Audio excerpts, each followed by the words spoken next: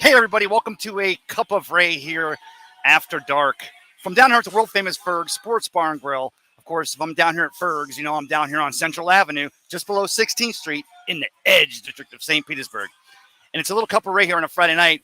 And right now, across the street from us, just 100 yards to the south of us, if you will, the Rays, your Tampa Bay Rays. Hopefully they're your Tampa Bay Rays. Of course, you can be a Buccaneers fan and not necessarily a Rays fan. Nobody's perfect. The Rays have a 3-0 lead in the bottom of the eighth as the Yankees are in town. But we're talking Buccaneer football here tonight. We're talking predictions, okay? We've got to 53. There's some surprises. We've talked about this kind of throughout the week here on Bucs Report. But now we're 9 days away, 8 days if you're not counting today, because it goes next Sunday night, the 8:15 game on Sunday night, the nationally televised, the NBC game of the week, if you will, are the Buccaneers at AT&T Stadium versus the Dallas Cowboys. So let's go ahead and talking Buccaneer football. But like I said here, if the Rays can hold out to this lead and win this first game, the Yankees are in town today, tomorrow, and Sunday. And, of course, the Rays play in the Bronx next week at Yankee Stadium against these Yankees, who now have a 6.5-game lead in the American League East. But we're talking Buccaneer football. We're also getting your comments, so bring it in here. Having a great time down here at Ferg's. So let me bring this guy in right here. I got the chance to talk to him the other night, and I felt like we had some unfinished business. I could talk to this cat forever. Welcome to the show, Coach Slick. Coach, how are you tonight, my friend? Pretty good, man. It's a bit late for us, but, you've got to keep grinding. Football's a late time, so I like it. Grinding, brother. And nobody knows more than you. And we talked the other night. You flatter me. We were on your show. No, we were on your show the other night, and it was probably only supposed to be an hour, and we ended up going almost 2.5 hours because the conversation was good. So if you don't mind, I'm going to pick it up right where we kind of left off. Sure. We've already talked about the 53. Now the talk is Dallas Cowboys. The Buccaneers are there in AT&T Stadium next Sunday night versus the Dallas Cowboys in the first game of the 2022 season.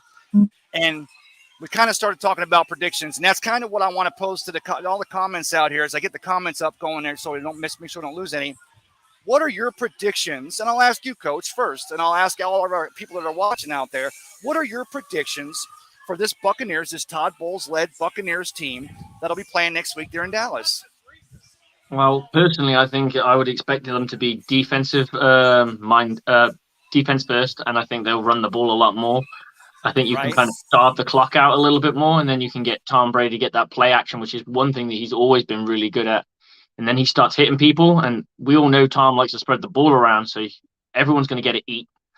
I wouldn't think he would have the biggest of games because I don't think they want him to. I think they want to save it a little bit more. It's a bit like, when Gronk came back, when we first got Gronk, and everyone's like, what's Gronk doing? And everyone's like, just wait to mid-season, just wait to mid-season, just wait to mid-season. And then it started to click and it started to go. And we were like, okay, this is the old Gronk. This is what we all remember in New England. So I think he'll dial it back a little bit. I think in the first game that we played against them last year, we were forced to throw the ball a little bit more because the run game wasn't going. Their defensive line was playing well.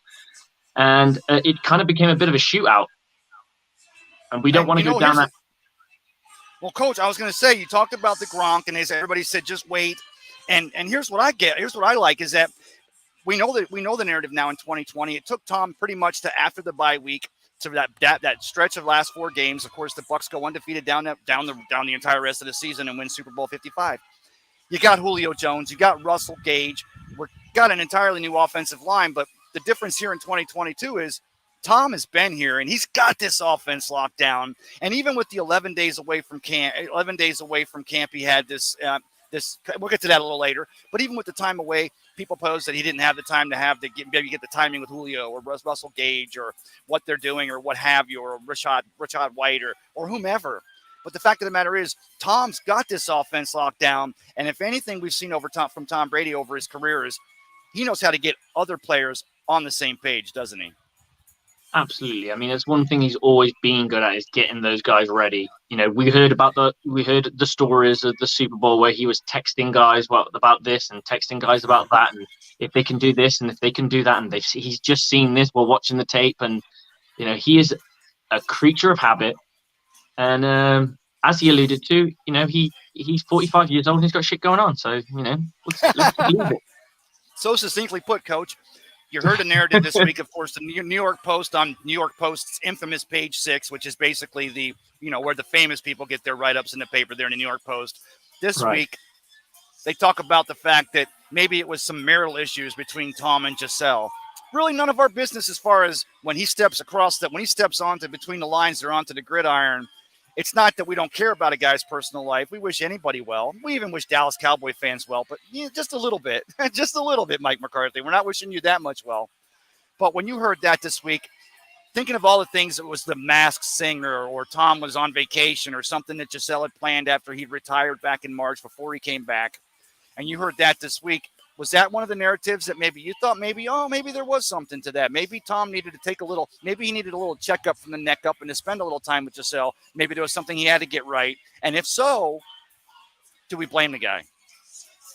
Well, I think the key word you just said there is maybe. Maybe it's a bit of everything. Maybe it was a holiday that had the same implications of them discussing stuff and getting stuff done. We don't know that this holiday was pre-planned and he was considering not going, and that can cause a bit of stress to him. You turn around to your wife and tell her, "Well, I might not make that holiday that we planned," and they ain't staying in no 2-star resort. It's hail the way. You know what I'm saying? So Yes. For him, like, look, at the end of the day, it does not matter what anyone thinks but himself. And yeah, we know that his wife wants him to retire. We know that he has the bug, but I think one of the things that probably cloud that argument, right, is the fact that he signed on to Fox. So that's a big thing. She's probably hoping and praying the Bucs that wins the Super Bowl. So that's always good for us. Yes. We've got Giselle on our side because she knows, it's a lot easier to go out when you're flying high. Peyton Manning did it, and he didn't look great doing it, but he still got to do it. He got to go out on a Super Bowl. That is like a legend's way of going out of the game. That's how you set your leg. I left the game when I was on top, and I think if the Buccaneers were to get to a Super Bowl, I think he does walk away. I don't know, moving home again, that could put stress on a family for sure, because we've heard about coaches, or we've heard about players that move from city to city to city, and some of them, they only play in the city and then just go back to their home in wherever they are, depending on how well off they are as a player, I guess. So what I'm trying to stipulate here is it's irrelevant. It doesn't matter to us because we're football fans, not Tom Brady's personal life fans.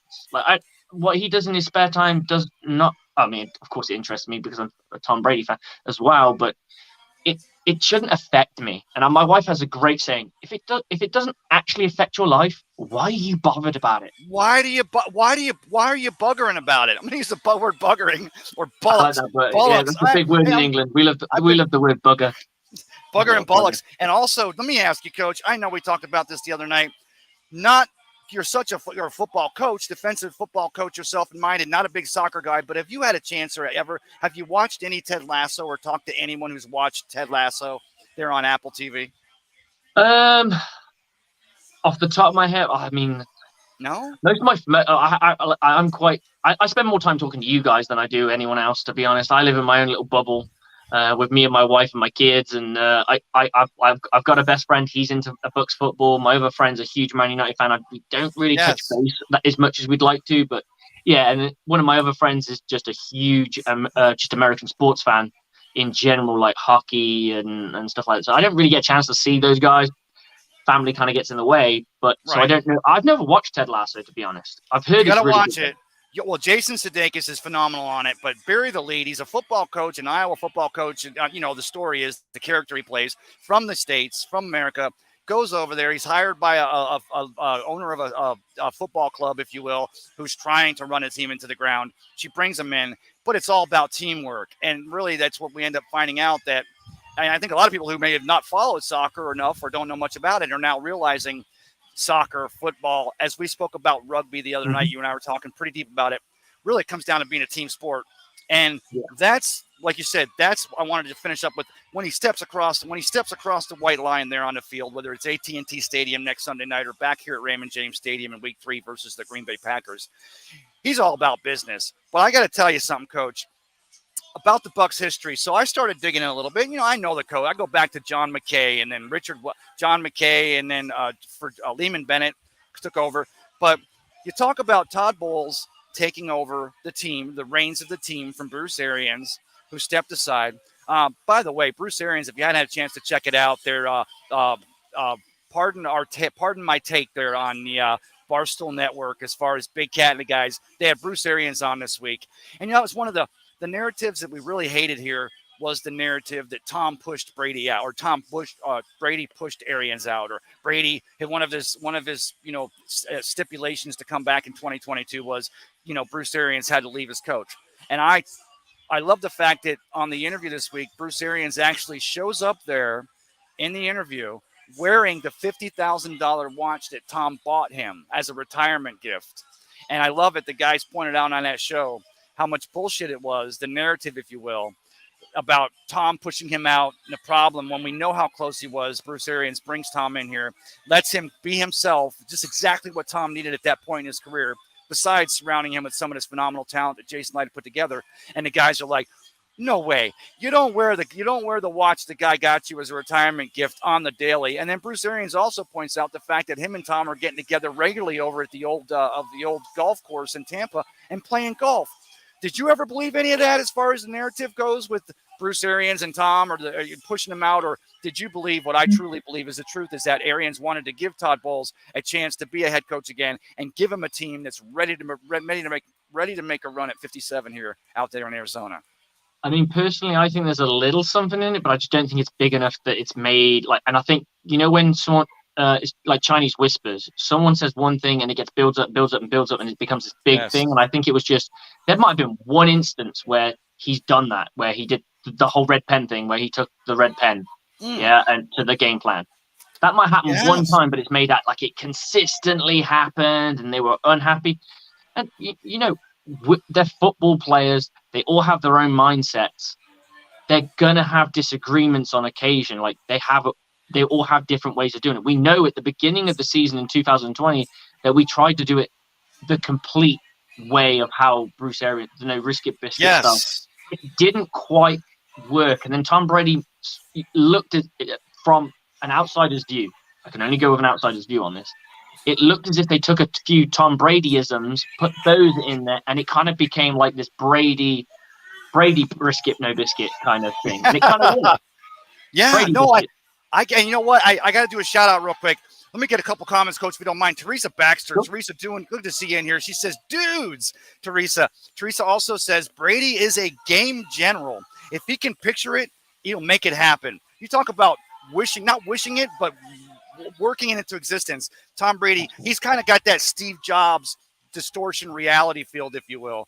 Teresa Baxter says, I think the media blew this out of proportion. I'd love to see their lives splashed out for everyone to see.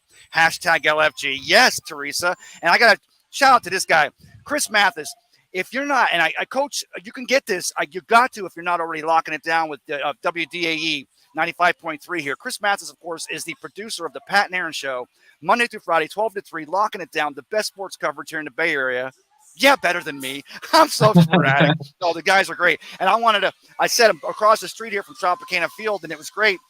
Pat and Aaron and Chris himself and some of the gang from WDAE were in a media game over there. They played in a media game there at Tropicana Field for the media baseball game. And I loved it because we don't get down there. And that's what I've always loved about sports radio is that no matter where I'm at, no matter what I'm doing, and usually it's at work if it's Monday through Friday, I'm able to, they take you there. You're talking sports, talking Bucs, talking Lightning, talking Rays. Of course, the Rays still have it's 7-0 now. The Rays have a lead going into so when they go up to the top of the ninth, this game's pretty much over. So you're either going to see a lot of Yankees. At the same time, you get to beat them Yankees, so that's always good. Them damn Yankees. And just wanted to do a shout out. I loved it. Thanks, Chris, for the coverage yesterday with the media game. They had a great time. And if you can do me a favor, Chris, talk to Pat. He's killing me with the Wagyu steak posts. The guy, he does this thing. He does this bit calls Pat Places, and Pat Donovan, of course, he's on the Pat Aaron Show, locking it down. Great cat. He's going all over the Bay Area. And I'm living, what do I want to say? Not fortuitously, but I'm living vicariously through Pat with the Pat and Aaron Show. Teresa Baxter says, hey, Stevie Slick Probert. Isn't Teresa that's my co-host on our little show that we have going on Saturday night. Talk about your show you got on Saturday nights there, Coach. So with the Buck Wild Show, and we just generally just talk about what's been happening, current Bucs news. So we'll probably talk a little bit about the roster, any changes that's going to happen between then and now, which there'll be a little something. And then we'll be talking of a bit of a preview up to the game, a bit of what everyone's doing at the moment. And then we'll just field comments and just try and get some fan engagement. But we bounce really well off each other. And it is buck wild. It gets wild sometimes, Coach. And so I wanted to work it back to, we talked about Todd Bowles taking over a team. He's, and Coach now, I think Bruce Arians now, he's the king's hand. I used that the other night. You like that? He's the hand. He's the hand of the king, right? Kind of. But you know what they say about the hand? Do you know what they say about the hand and the hand of the king? No. When the king takes a shit, the hand wipes. I'm sorry, I've been rewatching Game of Thrones because of House of Dragons, so I was like, I'm all in. House of Dragons, I'm all caught up, and I'm only through the second season of Game of Thrones, which I love because now I'm actually going back and I am just binge watching. I hate to say it, but we're going to get one of these weekends. It's not going to be this weekend, and we're going to have a tropical, probably rain and other than making sure the level of the water in the pool stays down so it doesn't overflow, I am going to binge Game of Thrones and also do the Dragon. But I talked about in Buccaneers history now, there's only been 3 other times that an existing coach that was on one of the Buccaneers coach's staff took over for a coach, right? And I'm gonna throw this out there for some of my long in the tooth or my old school Buccaneer fans. Of course, when Ray Perkins was fired, wide receivers coach Richard Williamson took over, and that was way back in the day. We're talking about back in the mid '80s. Did not have it. So when Richard Williamson took over from Ray Perkins in 1990 as an interim coach, he went 1-2, and then in 1991 he went 3-13. So that really didn't work out. Richard Williamson was a great guy. He was actually on the staff in Alabama with Ray Perkins. Didn't work out. And of course, remember when John Gruden gets fired after basically they ran Rich McKay out of the building, and him and Dennis or Bruce Allen were doing whatever. And we remember. I'm gonna ask you off the top of your head. Do you know? It's the DC of the LA Rams, isn't it? It is the DC of LA Rams. The name, Mr. Raheem Morris. I love it. Yeah. I was testing you, and the thing was when Raheem took over, and of course it was Mike Tomlin took over with the Steelers, and the Glazers had already seen what someone that was on a defensive, under a coach was able to do. And they didn't want to lose that lightning in the bottle, so they rushed Raheem Morris. And now Raheem Morris even says now he's gone on to be an offensive coordinator, a defensive coordinator. He was an offensive coordinator with the Falcons. Now he's a defensive coordinator with the Rams. And one would pose that cat's already should have been, but definitely after this next iteration in 2022, regardless of the fact that the Rams are going to finish behind the Bucs this year, right? Oh, absolutely. Right, go ahead, Coach.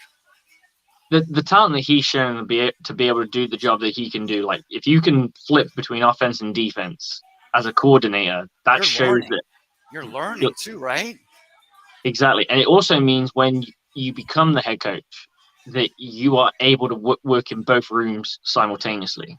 I'll tell you, when he took over this team, of course, when he got the team from John Gruden in 2009, he goes 3-13, and in 2010, he goes 10-6. And then in 2011, it's 4-12. Got 3 seasons, and Bucs fans out there, those of you that are watching, please comment.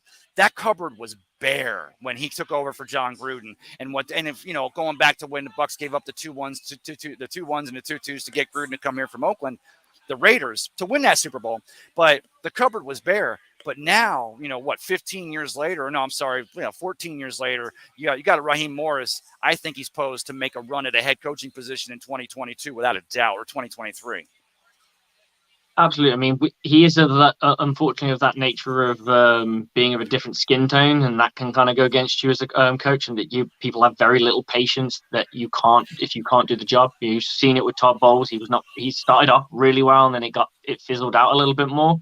Yeah. Now that he has a chance, and I like and what you were talking about with succession, I believe that's also a huge part of it because he is leaving. He leaves his legacy. He still leaves his print on it. It still has the Bruce Arians stamp on it.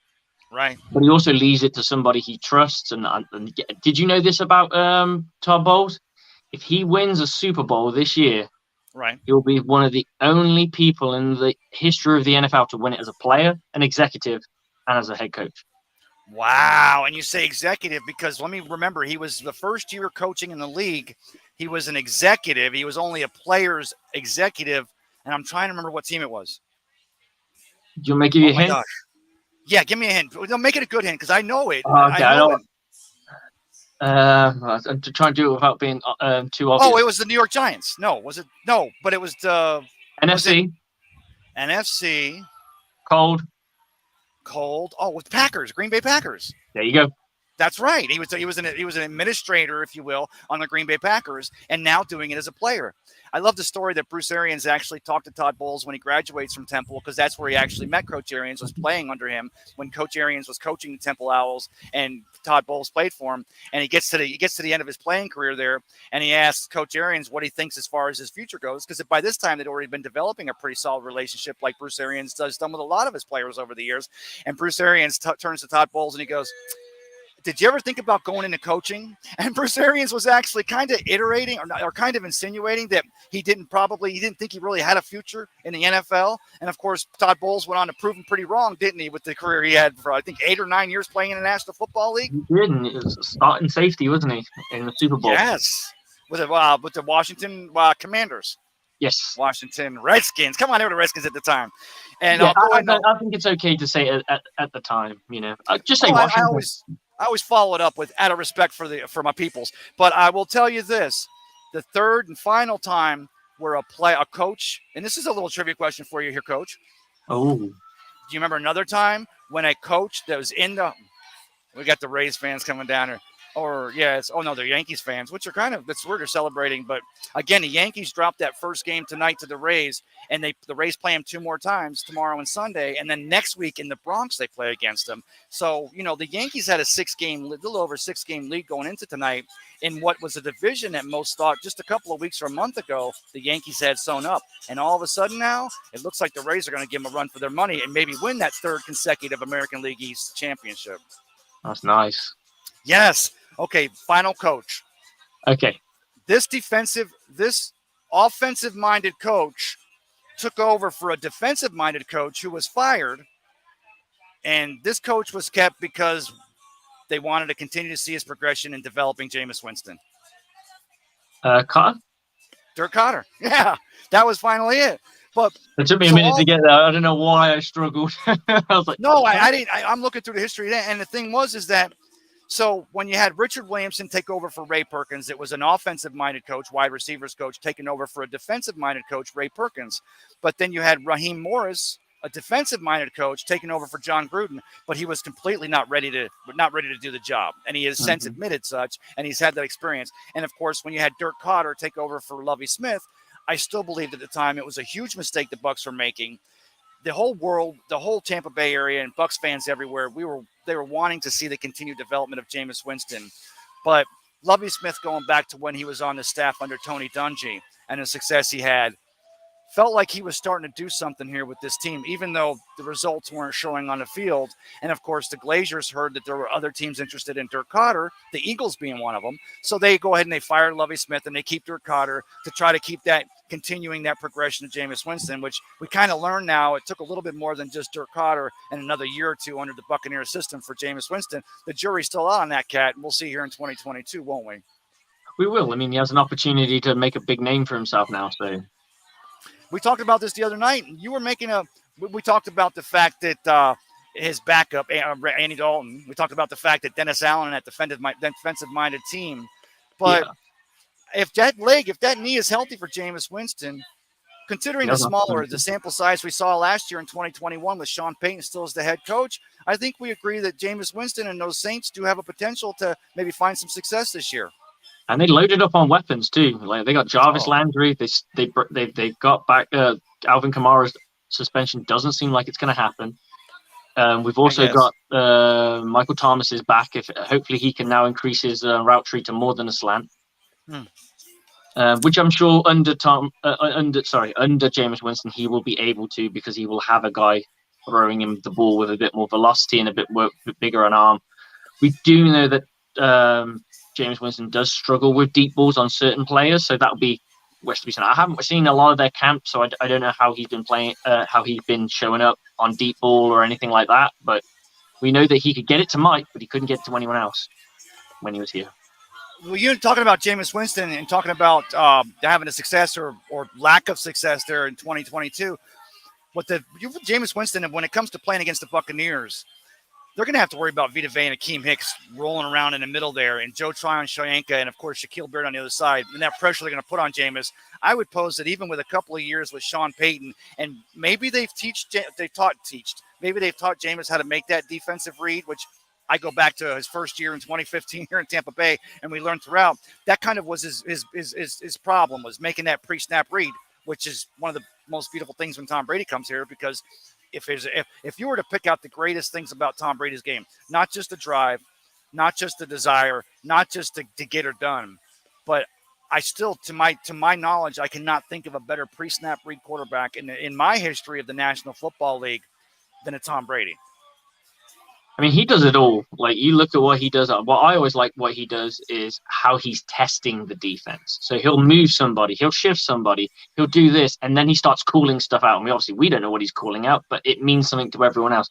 Or he's seen something on the alignment of the DB. So he's like, okay, I don't want you to run the slant anymore. I want you to run a post, because his outside leverage is really, really poor. So we can now burn him on the outside. And it's stuff like that he's able to see, and obviously pick up blitzers and things of that nature is also something you can tell in pointing people out. I mean, remember that I think it was the Dallas game where he threw the dart ball straight past Michael Parsons' ear to Gronk, and Gronk did that little it was a pre-snap communication. They're all lined up, and he says something to Gronk. I can't remember the exact word.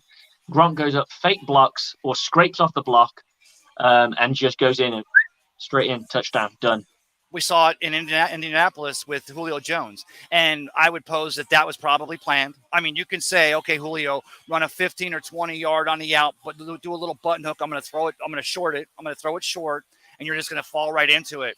But you talk about the big contract Julio Jones gets and goes to Tennessee with the Titans, and of course he had injury problems in 2021. But now he's part of an encore, if you will, wide receiving core, not required to be the first or the second, maybe even the third, with Russell Gage now at the third position. And you got Julio Jones and his veteran, the experience that cat has in the league, the experience that all these receivers have in the league. And that's one of the things I love about Tom Brady is, like you said, Coach, just like he makes that read and is constantly pressuring and applying pressure to find out where the soft spots are on a defense, he's always been able to get his receivers, a Julian Edelman or a Wes Welker or a Rob Gronkowski or what have you. He's always been able to get his receivers and tight ends on the same page with him, and that's where he does his most damage, isn't it? Yeah. And it's that chemistry that you can't have. And that's why I think the Buccaneers went with the wide receivers that they went with. They went with the wealth of experience, and they went with guys who've done it with Tom rather than guys who hadn't. Right. So I got a couple of trivia questions I'm going to pose out here. This isn't for you, Coach. I got to throw this out there. Christopher Cole says, hey, Christopher Cole, thanks for coming in, brother. Good to see you. Much appreciated. Love Christopher Cole. Oh, I just realized I got the NFL Editions graphic up here tonight. I hope I'm not doing any copyright infringement. I hope the Professor Johnny Dean's not going to call and get all mad at me. So I'm going to throw a couple of trivia questions out here. See if anybody can answer it. The first, and I see the viewers across the 4 platforms. The first person that gets this answer right gets the rest. No, I'm not giving away the highlight. They can have the rest of this cold, delicious Coca-Cola I'm drinking. Coach, show me what you were drinking. It's gone now. I had a daiquiri, but look at the glass. Look at the glass. It's a tiki. Oh, I love it. A tiki daiquiri. Do you need time to go make another one, or is one enough for Coach there? I'll be all right for a bit. But okay. I'll be good. Yeah. It was a salted honey daiquiri. Oh. I'm gonna start nice, but you know what? I was telling you about Cigar City, the highlight down here. One of the things, I used to go to North Carolina every year with the family, and we'd go into Asheville, and they had all these breweries popping up, and they'd have all these IPAs or these session beers and stuff, and I was so jealous. But then as St. Petersburg's continued to morph over the last 10 or 15 years, we've got some of the most fantastic breweries down here. And I'm going to go ahead and do a shout out again to my boys, Pat and Aaron, Pat Donovan and Aaron Jacobson from the Pat and Aaron show. They got something. They got a beer called the Goon Squad, which is Goon Squad. For those who may not know, affectionately, anyone who is a fan of the Pat and Aaron show, which I am a huge fan, we're consider ourselves. I'm not officially a member of the Goon Squad, but we consider ourselves members of the Goon Squad or Goons. Honorary member. Unbelievable. The ABV in this, it's a fantastic taste, but I got a highlight here. But I'm going to start off with the easy trivia question as we transition to the rest of the show. 2002, Super Bowl 37, Super Bowl MVP. Anybody? I could give you, but I'm going to leave it out there for a second. I want to go ahead. Alan McTavish, of course, he's my DJ down here at Ferg's Bar and Grill. Can you say 9 to nada 0, nothing zip? Does he want 9 me to to do it or nada. you That's to do right. it? The Rays are up now, 9 to I nothing. get it now. And that's why I see all these Yankees fans, and I'll give them credit. They're still walking by in a good mood. I'm from Staten Island originally, but I was more of a Mets fan than a Yankees fan. But I'll give them credit. They're coming by, and their spirits seem a little bit light. They're still in first place by 5 games. But yeah, the Rays are up 9-0 now in the top of the ninth. There's 2 outs to run on first, and in fact, people are catching the traffic. Is that what they're doing, Ray? They're catching the traffic. I love the traffic down here. It is so steamy and hot and sticky down here at the world famous Ferg Sports Bar and Grill, and that's why I love coming down here. Great place to watch Buccaneer game days. There are like 150 TVs around this place. They got the champagne room upstairs, which I have access to because I know Coach. No, it's not a champagne room. It's actually, believe it or not, Coach. I coach is of course is the owner here, Mark Ferguson, but they have a room upstairs that's rented out by the Eagles fans all year, and they have a big Eagles party up there all year. So it was funny. We were doing our live Buccaneer game day shows in here. So every Sunday, I would purposely go up there to use the facilities because they're so nice.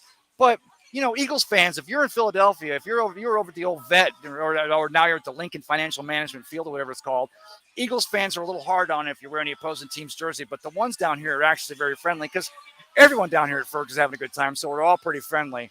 But yeah, I don't know where I was going with that, Coach. But go ahead. So I mean, their fans do have a bad reputation, but I think when you're out of state, you kind of just got to blend in with everyone. You got to enjoy the fraternity of football. Yes. Oh no, this is my guy to DJ. Salute. Thank you, brother. Would you get a shot of? Fireball. Okay. Well, I'll join you in a shot. I got something here. Oh, there you go. Hey, can you fill me up? Can you fill me back up? There you go. Okay, I got it. Thank you. I got something you guys don't get over there. Wait, what is it? You're not allowed Cuban rum, are you? Havana Cuban. Oh my gosh. Are you smoking Cuban cigars over there too, Coach? I could. I'll save that for the end of season party.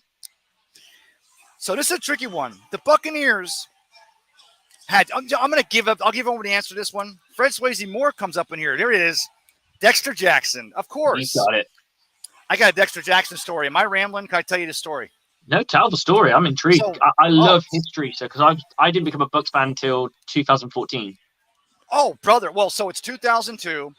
The Bucs just won it. They won out at Qualcomm Stadium. They beat the Raiders there in the Super Bowl, 102 to whatever it was. It was a fantastic, most phenomenal game. The team comes home. So my wife and I, Kathleen and I, we had season tickets. We've had season tickets since 90. I've had them since 96. My family's been here since 76. So we all rush over to the stadium to celebrate the Bucs coming back. So the Bucs are coming back from Qualcomm, from San Diego. So we go over. We're tailgating. We're throwing a football around. We all brought drinks and beer. We're barbecuing in a parking lot, and it's a Monday, right? It's crazy. We're all in a stadium.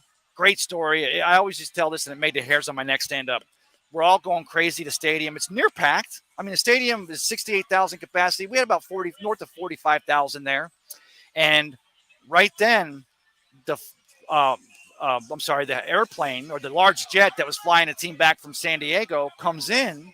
And, if you know Tampa International Airport, it's over on the west side of Del Mabry. It's over near the water. Planes land from the north or they come in from the south. All of a sudden, a plane came in over the stadium, right? Not too low, but it was actually tilted.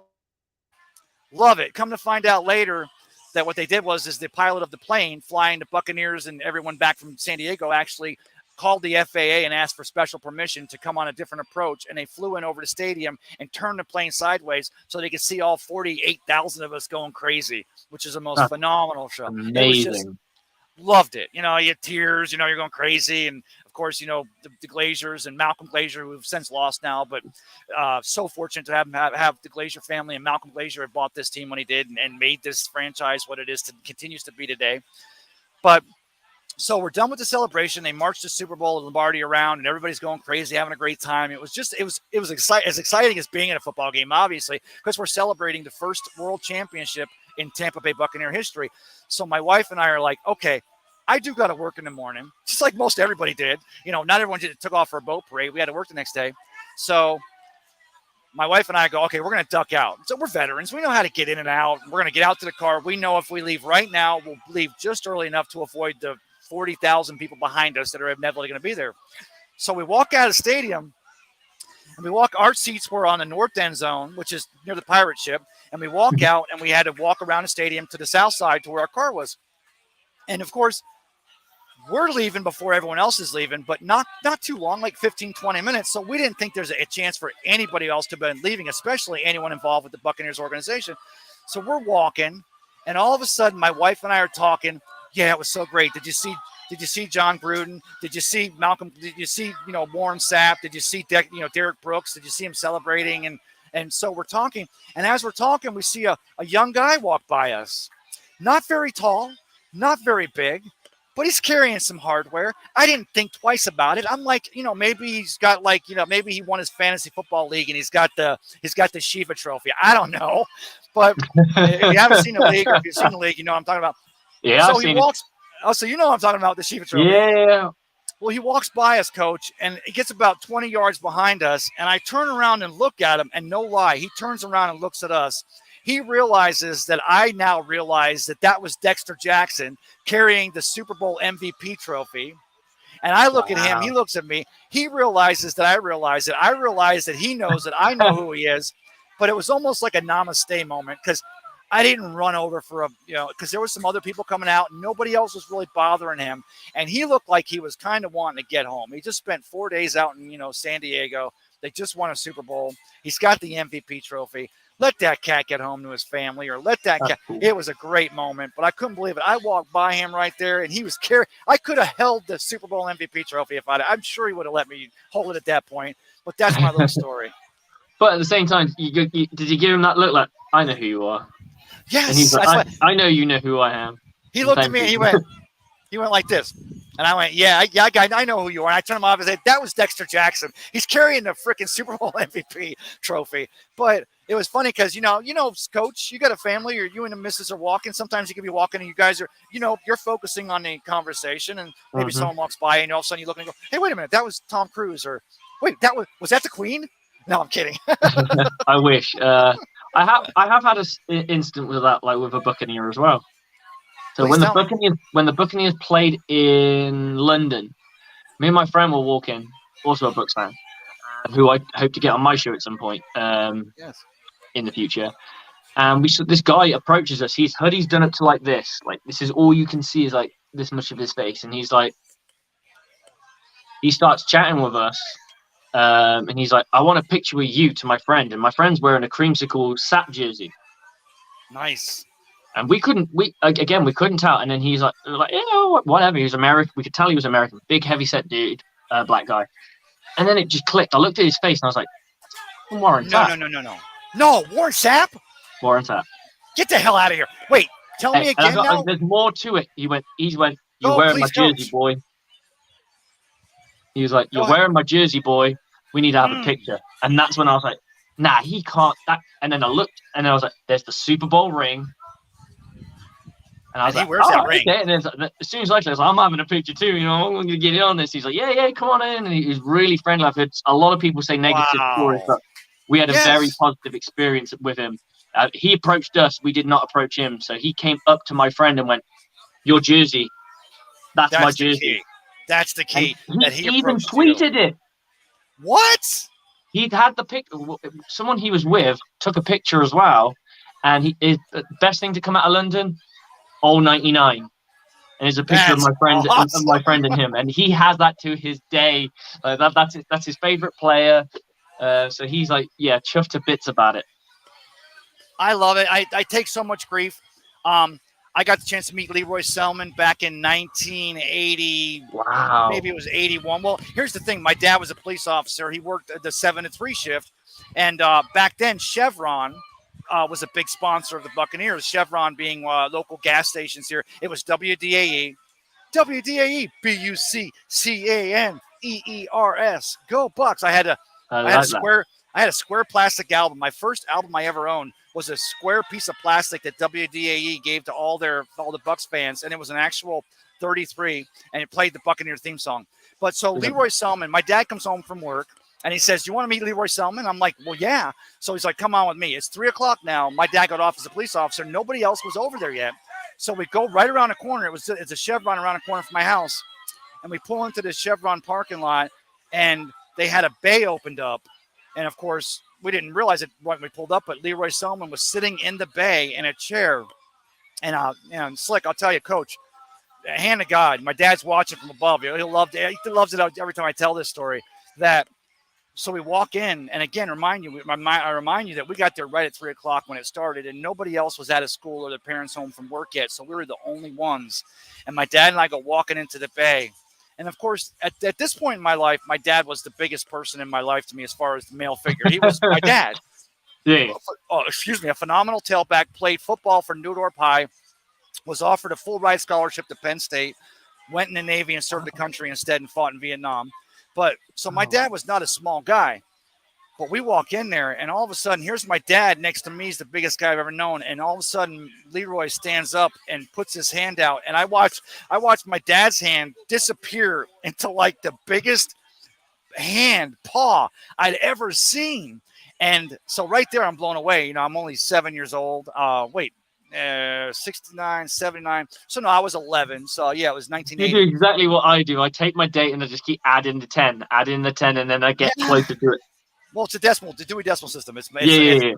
But here's the best part about it was that he sat with us for 35 minutes. Nobody else was coming up until we started leaving. Wow. And he sat, and I watched Leroy Selman talk to my dad like you and I are talking right now. Just asked my dad what he did for a living, thanked my dad for his service as a police officer. And then my dad was talking about Dewey, his brother, and everything. But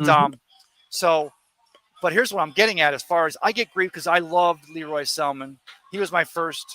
You had Richard Wood, you had Mark Cotney, you had all the Bucs, Neil Donahue, Doug Williams, Kevin House, just all the Bucs I loved. And all through the years, I had many, many other Buccaneers I loved, but Warren Sapp has been my favorite player of all time. He was my guy.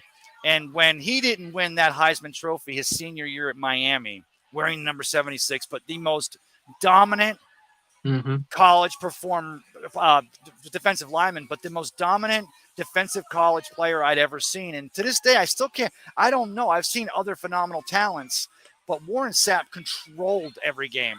And when he doesn't win a Heisman Trophy, I think it went to Rashaan Salam in '95 and not Warren Sapp. I might be wrong on that. I stopped following a Heisman altogether. But people always go, well, it's got to be Derek Brooks. No, don't get me wrong. Community. Leroy Selman was the sports athletic director at USF, and the things he did to bring that program not only around, but to put us light years ahead of where we would have been. Derek Brooks, what he continues to do to this day. We've been very lucky to have some phenomenal, great men, great players. But for some reason, just even though he's the biggest asshole that you'll meet if you approach him, not if he approaches you, Warren Sapp's always been my guy. And have you ever met him? Yeah, I actually body surfed with him over at Typhoon Lagoon at Disney. You had a good experience too, then. I didn't approach him though. I talked to him, but I stayed away from him. It was like the same thing with the Dexter Jackson. I was like, I know who you are, and he looked at me and he's like, I know you know who I am, but you leave me the hell alone. I'm like, we're good. But I got a chance to talk to him. Actually, he was with his kids. It was right after he got traded to the Oakland Raiders. So he was leaving. And, it was bittersweet for me because here's my favorite player of all time, the things he did for this organization. Warren Sapp up front with Derek Brooks in the middle and John Lynch and Rondé Barber on the back end. But all the components of that defense that made up the Tampa 2, it all started up front right there at Warren Sapp in the middle. If it wasn't for the havoc, you had Simeon Rice and you had Brad Culpepper you had Chidi Ahanatu, you had James Canada, my good friend who I got a chance to talk to him this week. And he was a little upset. We were both upset with the loss of Steve White, former defensive lineman for the Buccaneers. I did a little memoriam to him in the end of my show, but it's sad. Yeah, it's way too young. But James Canada, of course, from the Big Game Sports Buzz, he's locking it down with the Chop Shop on Wednesday nights. But then he does the Big Game Sports Buzz, and just a great guy, but just knows his stuff. Him and Steve White, they were the depth on that defensive line, if you will. They were the guys that rotated in, and as Bucs fans in '98 and '99 and 2000, one of the best things about it was when a James Canada or when a Steve White rotated in for that depth, we didn't lose anything on his defensive line. You knew Warren Sapp was out for a minute. You knew that obviously because those were the guys. But the best thing about what we had with this team under Tony Dungy was even the depth players were locking it down and just phenomenal players. So, again, just a little shout out to Steve White, all his family and friends, and all the Bucs fans out there who also feeling it this week with the loss of that kid. Way too young, and it was sad to hear. Yeah, it is. It is very sad, but he did have an amazing playoff game against the then Washington Redskins. Yes, he did. Talk about it. Right, so he got 7 tackles, 2 sacks, and a forced fumble as a rotational player. I suppose he was probably a little bit more higher on the depth chart at that point in time. He's rotating more, but I believe he was actually starting that game. I'm trying to remember. He was. I want to say that because that's I want to say that was either an injury or maybe a lingering something, and he got to start, which he got a chance to do that a couple of times. I could be wrong on that, but yeah, he showed up on tape. He showed up on Sundays. Yes, he did, and that's one thing about this team you had under Coach Tony Dungy. Cultural change from where this team had been, from what we had gone through, from what Buccaneer fans had seen all through the years under Hugh Culverhouse as the owner, and all the attempts to try and we're going to plug here, we're going to play here. The signing of Hardy Nickerson as a free agent off the Pittsburgh Steelers, and I want to say it was '93, but probably one of the most important moments in the history of this team because it wasn't just a joke; it was a foregone conclusion that nobody was coming to Tampa Bay. Nobody wanted to be a part of this, come here, because it was such a badly run organization. There was no emphasis on winning. The ownership was just pocketing the television money every year and just letting them try to put together a team. The Bucs signed Hardy Nickerson, old 56, and they bring him in here. And overnight, Bucs fans walked around. You could tell their chin was higher. They walked around automatically. In one free agent signing, this team immediately had a little bit of respectability. And, of course, that carried on with the drafting of John Lynch out of Stanford. And then in '95, you drafted Warren Sapp and Derek Brooks in the first round. And it goes on and on. I could ramble. Now I'm just getting. No, absolutely. I was going to touch on what I had James Candler on my show. I think I did the pregame show for the first preseason game against the Dolphins. I had him on. Yes. And he gave me a fantastic story about Hardy. How he got hazed by Hardy Nickerson, which is quite odd for me because I've spent a little bit of time with Hardy Nickerson in his webinars, and he's done like a personal webinar for my football team. Really? Yeah, he was really cool. He does a thing called Cover 2 Guru. I don't know if he's still doing it anymore. I don't think he is actually. And he basically did about 12 episodes just breaking down Cover 2, like a Cover 2 defense. Right. Very insightful because you get like an hour a piece. And he really goes to town on it. And then he was doing little webinars with other people. I asked him if he'd do one for my team, and he came and did one with my team, just covered the basics of Cover 2. And after that, I reached out to him and asked him, he's probably one of my biggest idols as a coach, because I liked his philosophies and things like that. Yes. Most of my information from coaching came from him because I had 14 hours of watching him break down Cover 2. It's probably the most extensive information I've ever had on one type of defense. So I asked him if he'd send me a little sign something, if it's possible. And he sent me a jersey and a picture. Hardy Nickerson? Yeah, for Christmas 2 years ago. So you got a 56? Is it you got a Hardy Nickerson 56? I've got a creamsicle 56. That's awesome. That is freaking cool. I was not expecting it. I was just expecting like a piece of paper or something like that. I was not expecting. I was like, if you wanted to, and he's like, yeah, I'll send it. Love it. Love Hardy. What a great guy. What a great cat. But what a great coach.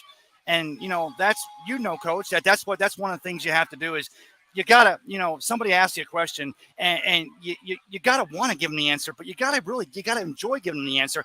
That's what makes a great coach.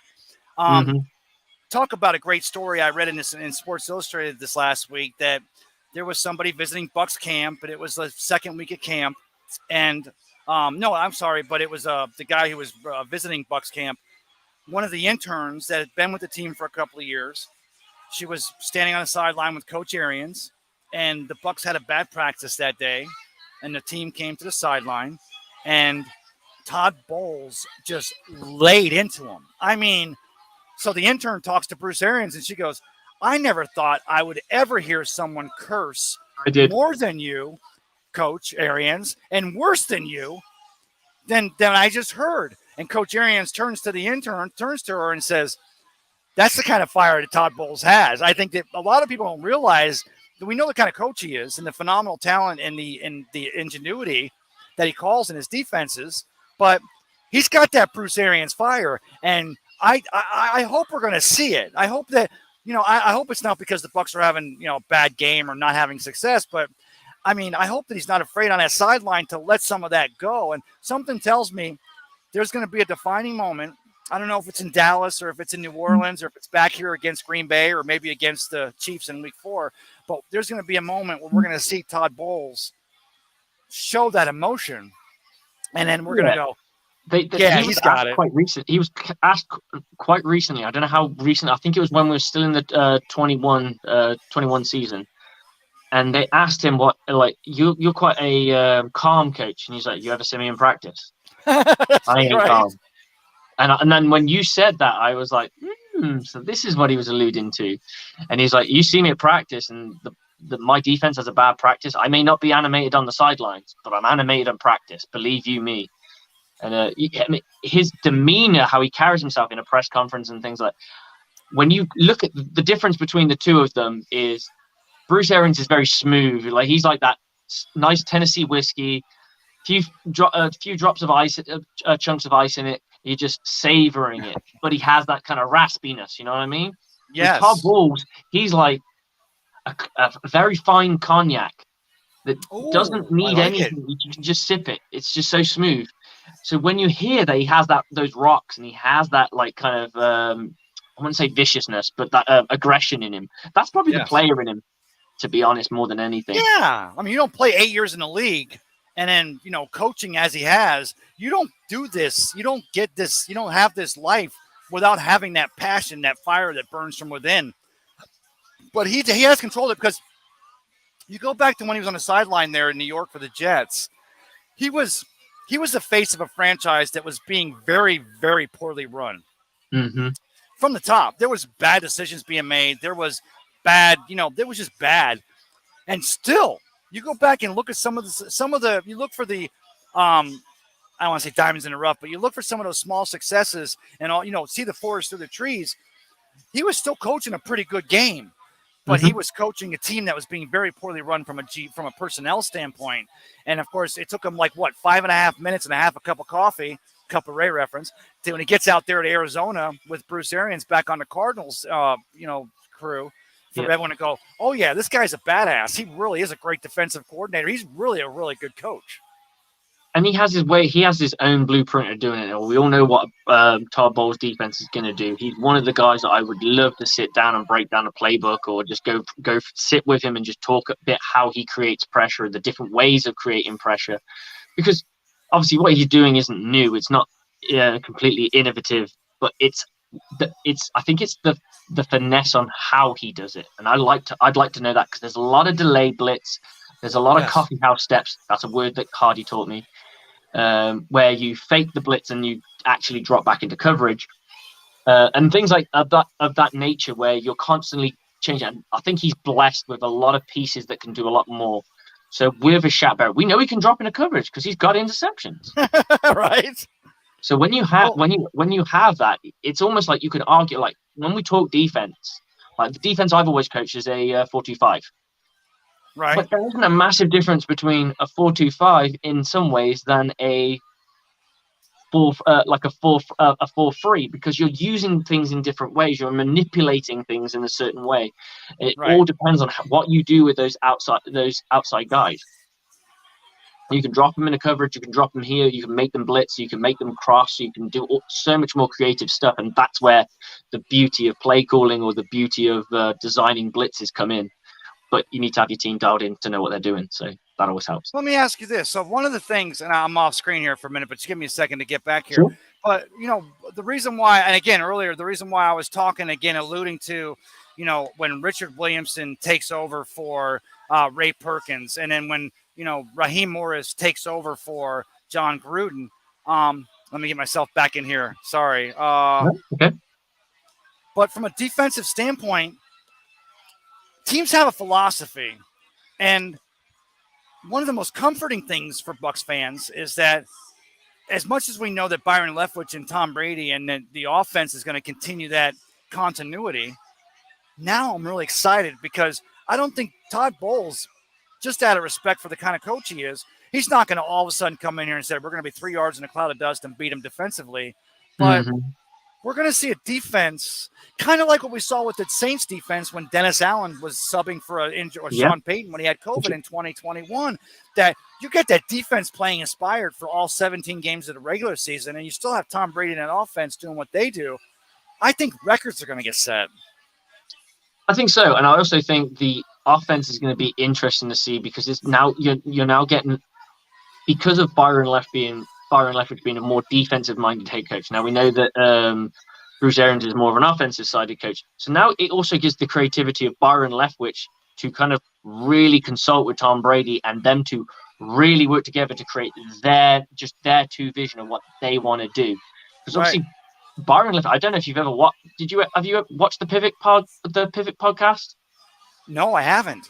So the Pivot podcast has, oh, good Lord. I'll go with the biggest name, Freddie T, TaylorMade, Fred Taylor. Okay. Yes. And he and Channing, I can't remember his last name. But there's a group of them, and they come to Bucs camp this season, and they interview Byron Leftwich through his entire process of how he became a coach and things like that. And you learn a lot more about him. I didn't realize how cool he was. Like how much of a straight up dog he was. Right. The fact that he broke his leg, went and got X-rayed, got to a private hospital. They told him it was broken, went back out and played. Yes. And that's the kind of dog he was. That's what I think. That's why. I mean, Bruce Arians he already tried to push him into coaching back when he comes out of Temple, but he knew the kind of dog the fight that was in that dog, and that's again, a lesser team that maybe hasn't won a Super Bowl, hasn't won a Lombardi Trophy in the last 2 years, a lesser team that's not being led by the greatest of all time under center. Maybe you worry about dissension. The Buccaneer fans, we saw it in 2000 and 2001 that this defense under a team that was taught how to be men by a coach, a Hall of Fame coach in Tony Dungy, but they started to get to a point where the defense, they would never say anything in public. They didn't air their dirty laundry in public, but Bucs fans everywhere knew this defense realized that they did not have an offense that was going to get them to that promised land. They did not have a dance partner that was going to get them to where they needed to go. They weren't calling for Tony Dungy's firing, not that I know of or not that I saw. The Glazers made that decision. Of course, they bring in John Gruden. But they knew something was missing.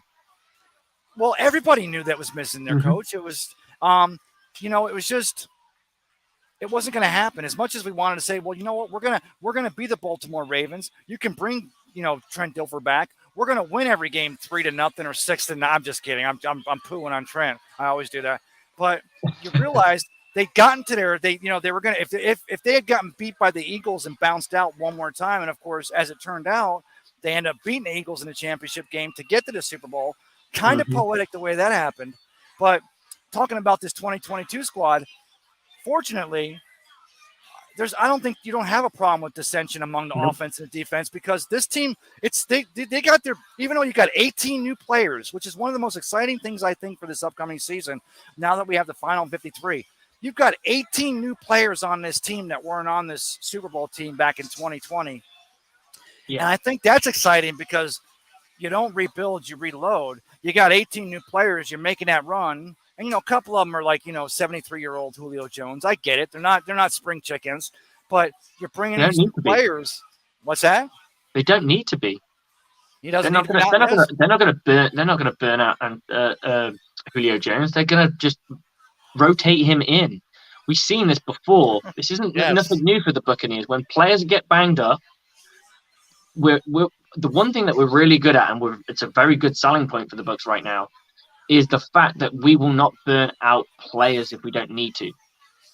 Yes. I watched something on Mike Evans. I can't remember who he was. He did a podcast with two Saints players I can't remember the defensive lineman, Cameron Jordan, and I think it was Mark Ingram. They have a show, and they had him on, which I thought was a bit weird because of the animosity between the two. Right. But they had an interview with him, and I listened to that, and they asked him what the differences are and things like that, and he said, "Look, when I about the Antonio Brown thing," and he was like, "Me and Antonio Brown were on limited reps. We weren't allowed to be on the field for a good number of time because of our injuries. We had to kind of be like phased in and phased out. So it allowed the other players to kind of take the bread. So they'd be like, right, we need a big drive from Mike, so we'll go and get a Mike drive, and then we'll go and get a Antonio drive, and then we'll go and get this, and we'll just work it that way." So I think with somebody like Julio Jones, they don't want to burn him out. They don't want to just get as much juice out of him as possible and let him just throw him away. Yeah, they actually did it very well. Yes. They want to bleed him out gradually, or blood him gradually is probably the better term of focus here. They just let him come out. I got a question for you, Coach.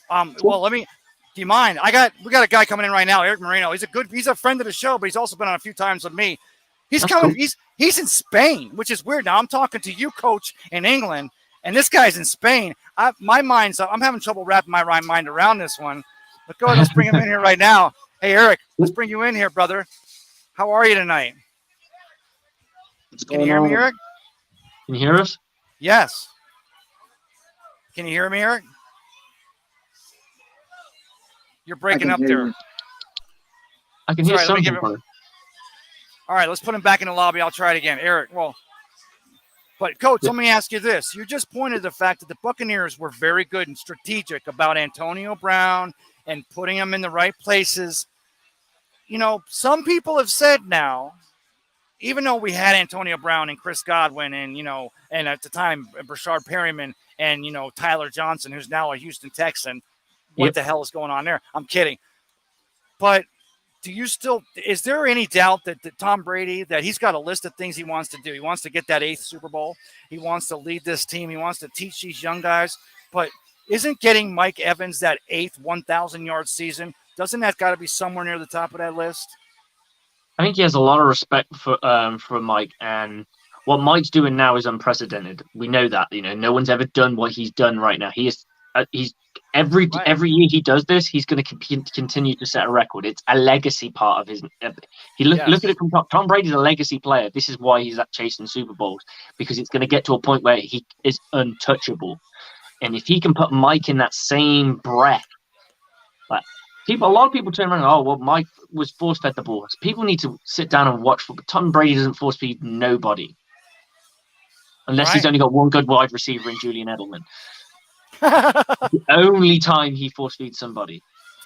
Yeah, I don't think there's well, I was going to say there's no doubt that, it's an incredible feat. It's the reason why nobody's ever done 7 1,000-yard seasons and now going for an 8th 1,000-yard season is because they're not falling. They don't grow on trees. But I still believe that, I don't think for Tom it has to be something he has to work too hard at. I think the way that cat pitches the pill, he's going to get his receivers. But you're going to get Julio fed. You're going to get Russell Gage fed. You're going to get Chris Godwin fed. But I do believe that just because of the talent that Mike Evans has, you're also going to be able to get him that 8th 1,000-yard season and continue to put that cat right into the Hall of Fame. Yeah, I've got a lot of respect. I think this is just a personal take of my own.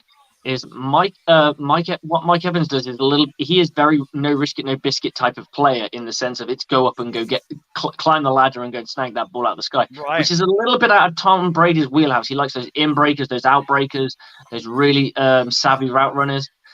And I think it's taken him a little bit longer to trust Mike Evans because he doesn't like that 50-50. Tom Brady is more meticulous. He's more a creature of habit. And I think it's taken him a while to trust Tom Brady. Because I remember watching the Rams game and I'm going, you know why we're losing? I turned to my wife and said, I know why we're losing.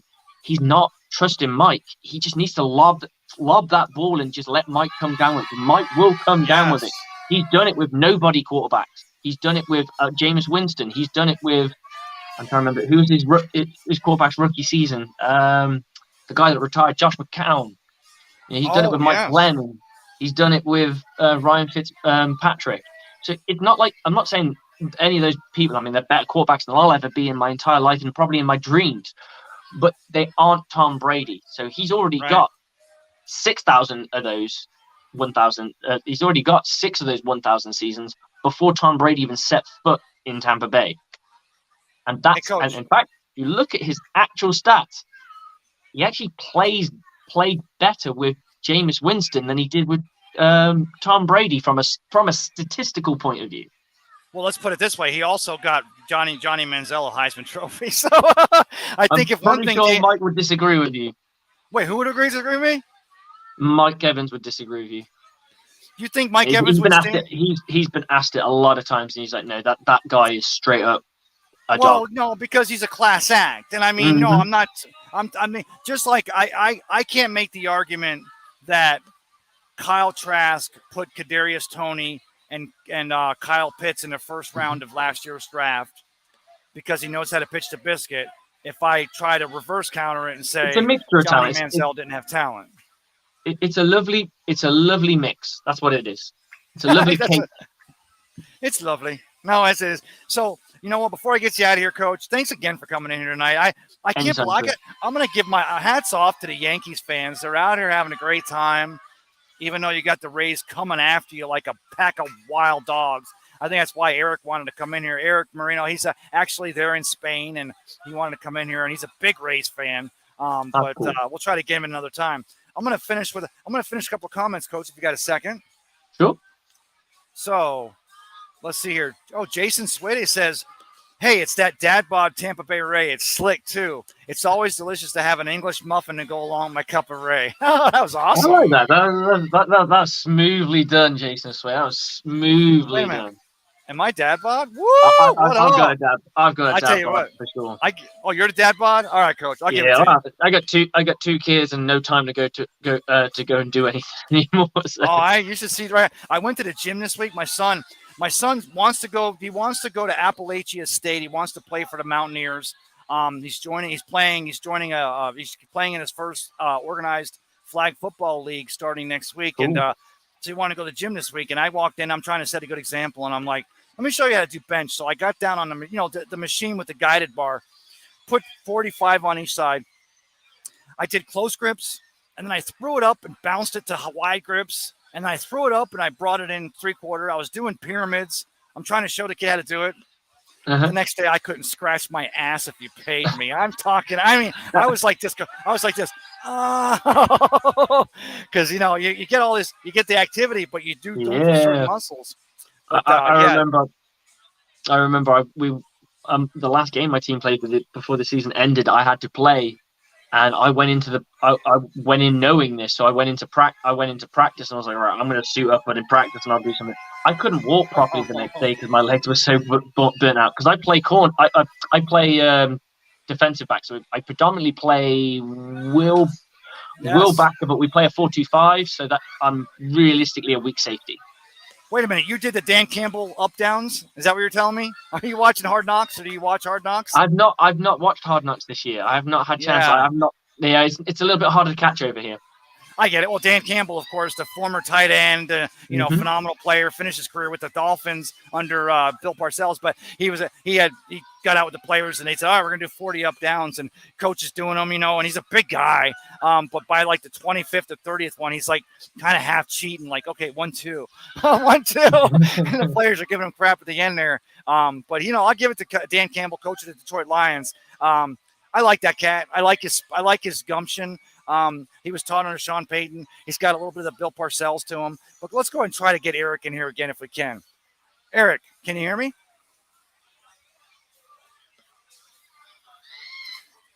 All right, brother. We'll catch you later. That's the last time. Coach, I wanted to ask you a couple more. No, I was doing the comments. Let's do that. Yeah, go to the comments. I got time. It's no worries. Christopher Cole says, if the Rays win tomorrow, the Yankees will self-destruct. LOL. Boy, can you see that table of New York fans right there? They are having a good time. I think they hit the fireball too. Bucs Time 12 says, watch. Coach, can you read this one? Yeah, watch Julio have. Because I see the J. I was says Julia. Watch Julio have better chemistry in one season than Evans. Blaming it on Brady and not just winging it off to Evans is inaccurate because Evans drops the fingertip balls. Brady wings in the air. You don't really get fingertip balls in the air as much, though. It's I because if let you're me going read that deep one. down, if you're going deep, your hands are like this. So it won't really. We're talking about this, which Right. is that's Yeah. the up snag. No. Yeah. So Evan and Mike's got those that's a come. NBA hands. That's a comeback. You're facing the quarterback. If you're going deep balls, then it's more going to be over the shoulder, and it's going to be like that. Exactly. Yes. Bucks Time 12 says Evans and Jameis had over 40 interceptions between them. That was not good. That's a good point. Yeah, I mean they had some chemistry, but they also had some interceptions. Christopher Cole says ninth season, 1,000 yards. Yep. He's already got Wow. 8. Wait a minute. No, it's a nine because it's Will Golston's it's 2000 Will Golston's 10th season this year. Jesus, I got lost count. Thank you, Christopher Cole. Why did I lose count on that? God, I feel like an idiot. Bucks Time 12 says when Brady wings it to Evans, Evans drops it. I don't see that. I've seen I it don't. where no, I don't I think so. see if he tries to throw it to Mike on those in breakers and those out breakers, those kind of shorter routes, he tends to drop it because I don't think that's Mike Evans' shtick. I think Mike Evans is you need to throw it. You Yeah, need to throw it top shelf, baby. You want him got it. climbing that ladder, and he will pluck it out of the air, guaranteed. He's not run after the catch. If you want him to have route run savvy, you've got the wrong one. Yeah. That's your Chris Godwin. We already talked about Final 53 for this season. I won't go there. We'll save it for another time, Coach. I had a couple of notes, but you know what? I think we've been solid here. I'm glad I wanted to come down here and I wanted to give you. I'm going to make a baseball fan out of you yet, Coach. And so now the Rays win the first of this 3-game homestand against the Yankees tonight, and of course we have the Red Sox in again this week, and then we play in the Bronx against the Yankees next week. And people are 11:15 where you are, though, is it, Coach? Yeah, it's about 4:15 now. Oh, hello. Now, are you and Teresa going to have me on Buck Wild here? Some coming up soon here, maybe? If you want to come on, man, you're more than welcome. We can talk a bit of Bucs football. We always want to have you guys on and have a chat with us. Yes, I appreciate it. But do me a favor. We already talked about it, but go ahead and tell everyone where they can find you and Teresa, and also you on maybe Wednesday nights as well. Yeah, so at the moment I'm doing I don't know if the Wednesday shows will keep going, but that's subject to availability. Yes. But it's something that we definitely want to keep trying to do. If not, there might be 2 shows on a Saturday instead of just 1. There might be mine and Teresa's show and another show coming up called Bucking Across the Pond. That's not set in stone yet. I'm still working on a few bits and pieces for that. But you can catch me and you can catch my co-host, Teresa Baxter, who's now back and healthy, which is great to hear, on the Buck Wild show. Usually kicks off 9 p.m. Eastern, and we just unpack or whatever's out there. And it can get a little wild. We don't mind people who want to come in with a wild opinion. That's fine with us, as long as you can back it up with some facts, or just admit that it's just your opinion. There's nothing wrong with having an opinion. Do me a favor before I let you get out of here, Coach. By the way, thanks for coming in again today, Slick. Anytime, man. Tell me, in the last couple of years, how has the NFL imprint in Europe started to really pick up steam, or has it? Has it changed a lot? Because from where we're standing over here on this side of the pond, it's like we're starting to think that like in the next couple of years that we're looking at an NFL expansion team maybe in England. And I know that we talk about that time difference, and I'm not even sure how mathematically it can be done. But tell us, in the last couple of years, being not only a football coach and a fan yourself, but being there in England, how has the NFL footprint in Europe really started to take hold? Well, I mean, I can tell you now, those NFL games in London, they're sold out every time. They've been sold. We get over 80,000 people to a stadium every single time those games. It's packed. That's crazy. And those tickets start at, I'll try to put it into American money. They start at $60. That's the starting point. Those you heard how fast the Munich game went with the Bucs. Yes, minutes. I couldn't even. That was sold out in minutes. That's how quick it went. There was, I believe, the footfall, the amount of people who were looking for tickets on the day, like as in literally signed in to try and get a ticket. They reckon they could have sold 3 million tickets. Wow. Just 3 million people logged. I mean, it could be the same person logging in a couple of times, but still, to have that interest. Yes. I mean, it is, and it is a high profile game. And what people need to understand from an American standpoint is we understand that you don't want to lose your home games. We get that. We get it. Right. We really do. But I just want you to know that when you aren't able to go to these games, that we are cheering for you in we get that. Yes. every sense. Not everyone knows their football and stuff, and some people just go for a good time for the atmosphere, but there are a lot of people. The best way I can describe it is like going to a Pro Bowl game, because everyone's it's just a sea of jerseys of loads of different teams. And the vibe is really, really good. We don't have the tailgates that you guys have because we're just not built for it. Like, there's just not enough space. Well, you got pubs. You guys got it locked down. We go down the pubs. So that's pretty much what we do.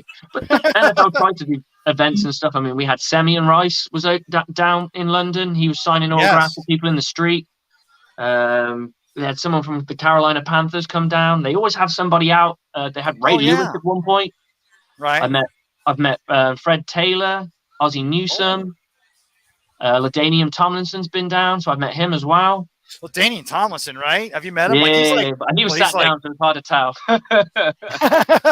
That kid, I mean, he's built, right? Oh, yeah. He had the shoulders for sure. Yeah. But yeah, it's just a really good vibe, and you can just see that it's growing. I mean, the fact that they keep expanding the amount of games. I don't know if a franchise is a really good idea, in my opinion, because you can give me a London franchise. I'm still supporting the Bucs, and people have picked their teams. That was my next question. I was going to say, and the thing is, there's a barrier to entry. Like when the Bucs played in 2019 against the Panthers, there in England. I don't have an issue with it. I mean, I shouldn't have an issue. I think it's okay. I mean, we lose a home this year with Munich playing the Seahawks over there. We lose that home game. Oh, it's a home game. At least they don't charge us in our season ticket packages. But the whole thing for us, just like you guys have to, I mean, so when we start a 1 o'clock game our time, it's 6 p.m. where you are. We start at 4 o'clock, it's 10 o'clock where you are. Monday Night Football, it's 2 a.m. So, nothing's perfect. But I got to tell you, for football, for us, the Outback Bowl always started at 11 a.m. on New Year's Day, and it took a minute for Tampa Bay fans to get adjusted to that. But the whole starting at 9 o'clock or 9:30 here, it's a little tough. My wife will still give me grief when I open a beer. I'll crack a beer and she'll go, "It's 9 o'clock in the morning." I'm like, "But the Bucs are on TV. What are you giving me? What are you busting my balls for? The Bucs are on. I'm tailgating over here." You can disguise it in your cup of Ray. Slick, Coach. Thank you so much, my friend. I'll talk to you. Hey, I'll see you tomorrow night on Buck Wild here on Bucs Report. All right, man. I'll see you soon, man. I'll see you tomorrow. Take care, brother. I'll tell you what. So the questions I had, I'm not going to wait around for y'all, but I'll go here on another Sunday and we'll get into depth on this. But some of the things I really liked was 1997 Warwick Dunn, Offensive Rookie of the Year. Good stuff. Old Warwick Dunn. Of course, remember him, Mike Allstott. It was WD-40. Warwick Dunn, the former Seminole. Great. Seminoles have a big game this weekend. Playing LSU. Like to see the Seminoles show up. Maybe they could give them a good fight. I think it's like a 2.5 game point spread. 1999, Warren Sapp, Defensive Player of the Year. That was phenomenal. And then in 2000, Derek Brooks, Walter Payton Man of the Year. I'm just going with the OYs of the years because these are some of the accolades over the years.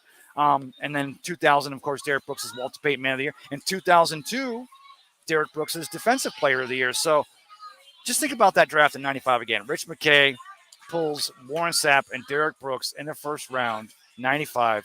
And then in 2000 or in 99, Warren Sapp is Defensive Player of the Year. And in 2002, Derek Brooks is Defensive Player of the Year. Of course, both are now in the Hall of Fame. Two of the best players to ever sit up for your Buccaneers. And then, of course, here's one. 2005, Buccaneers had an Offensive Player of the Year, Offensive Rookie of the Year in 2005. Anybody? I see a few of you still watching. I'll give you guys a second to come up with an answer. Don't Google it. You can Google it if you want. He played at Auburn. And he was a running back. And, yes, Carnell Williams, Cadillac Williams. Career ended too soon with the leg injuries, but that was a phenomenal thing. Again, just want to come down here and get a little bit of flavor on a Friday night from down here at the world famous Ferg Sports Bar and Grill. But I told Coach I'd shout out all this openness, all these televisions everywhere, so many places. You got the best of the Bay wings. You got all kinds of great Yeah, all kinds of great food going on. I'll be down here tomorrow with the Tampa St. Pete Sports Connection and Mike Rickard. We're going to have Randy Grimes, former Buccaneers center, on here. I can't wait to talk to Randy. I want to ask him a little bit because having played center for the Buccaneers, what is it to have a new center in Robert Hainsey? What does it mean to have that cohesion? What does this Buccaneers offensive line in 2022 have to do to get that continuity, to get that protection down so that this team can go for a Super Bowl championship out there in Arizona in 57? So Randy Grimes will be down here tomorrow. But you got all the college games tomorrow. You got Thursday night's game. You got the Bills versus the Rams. And, of course, you have your Buccaneers next Saturday night at 8:20. The place will be bombing down here. Tomorrow, the Rays play the Yankees again in Game 2 of this 3-game series. Yankees take tonight's game 9-0. Phenomenal. Continue to be the best game in the American League. Oh, hey, y'all. How you doing? Hey, maybe I could come in here a second. So I was just telling them, I love the fact, and my microphone's right. I love the fact that Aaron Judge, they talk about him going to beat Roger Maris. Because really, guys, isn't it bullshit that the top 6 spots in the home run leaders are all steroids, right? Sammy Sosa and McGuire and stuff. And I'm not putting him down. I love Aaron Judge. And I love the fact that when I talk about what he can do with the home runs this season, they just say he's going after that Roger Maris record. Do you think he's going to be able to do it? Yeah? He's going to have to start getting them. Yes, sir. Yeah? Yeah. Are you all from New York? I'm Yankee. Everybody here is Yankee. Okay, I'm from Staten Island, so. I'm Puerto Rican Bob. Big Yankees fans, yes. The camera's right there. Hey, brothers, thank you all. Have a good evening, man. Thank you, brother. See, I told you they're in a great mood, having a good time over here. And that's what you get here at the world-famous Ferg Sports Bar and Grill. I'm out here on Central Avenue, just below 16th Street in the Edge District of St. Petersburg. I nailed it that time. Have a great evening. Thanks for joining me for a cup of Ray here on Bucs Report. That made my night. Talking to a couple of guys. Talked to some few. Try to get Eric in here and talking to Coach. It was a great evening. Oh, Fred Swayze Moore. Locking it down. Cadillac Williams, Fred. You know what? Since you came in like that, strong like that, let me see if I can get one more thing real quick. Because I think I wanted it tonight to be a little knowledgeable. Because I know there's some Buck fans out there that, they don't maybe, and I'm not putting y'all down. Y'all are a hell of a lot more rabid. Well, we were pretty damn rabid back in the day when the old Big Sombrero, the old Tampa Stadium, just concrete behemoth. Not that Raymond James isn't, but 79, you start out 0-26, laughing stock of the world. Johnny Carson was making fun. In 79, you get that true worst to first feeling. And I will compare it with the Buccaneers not making the playoffs 14 years and then making it in 2020 and then winning Super Bowl 55. Pretty damn close. Of course, I was working here on Bucs Report and bringing game day shows from all over St. Petersburg at some of these great establishments we have here. I wasn't actually in the stadium like I was in 79. Pretty damn close. But, man, I'll tell you what. Great time, man. This place is really, there's people half naked running around smoking marijuana. It's a good time to be in St. Pete. I hope you all had a great evening. I hope you found something about I told you I'd share a little something else. Let me see if I have something. Oh, I forgot 2020 Tom Brady was Super Bowl MVP. We already knew about that one. It's his 17th or 18th. And then I had a couple of notes here, just my final 53. A couple of surprises, but let's see here. I love Brandon Walton, Seminole Warhawk. I love the fact that Bucs plucked him last year off the Pittsburgh Steelers practice squad. He makes his final 53. Got a lot of versatility. I want to get that cat an interview. I'm down here. I said I was down here tomorrow for the Tampa St. Pete Sports Connection. I'm down with Ben Botham, former relief pitcher, former Seminole Warhawk, baseball historian. I'm going to try to get him to lock that Walton interview so I can bring him on here and interview him and see what it's like to make that final 53 and what his thoughts are going into the 2022 season. So, yeah, I've kind of waxed enough and I've talked too much, and it's time for me to go home. You know how I end every one of these things, even down here late on a Friday night as we're getting near midnight, as I'm turning into a pumpkin. Everyone needs to know someone cares. This weekend, this Labor Day weekend as we celebrate, let them know you're the one who cares, because, like I said, everyone needs to know it. Just let them know someone does. It means a lot, and we all need a little brother or sister check. Have a great evening, and join me next time for the next Cup of Ray here on Bucs Report. Hey, yeah, I'm just kidding with you. I'll see if anything's going to happen. So, hey, there's been a lot of activity going on back there. Pretty cool, right? I'm not even in the thick of it. I have to come way to the end here by the dog park. They have a dog park out here at Ferg's. Because you go in there and it's mayhem. It's Sodom and Gomorrah, which is why I'm headed there right now. Have a great evening, everybody.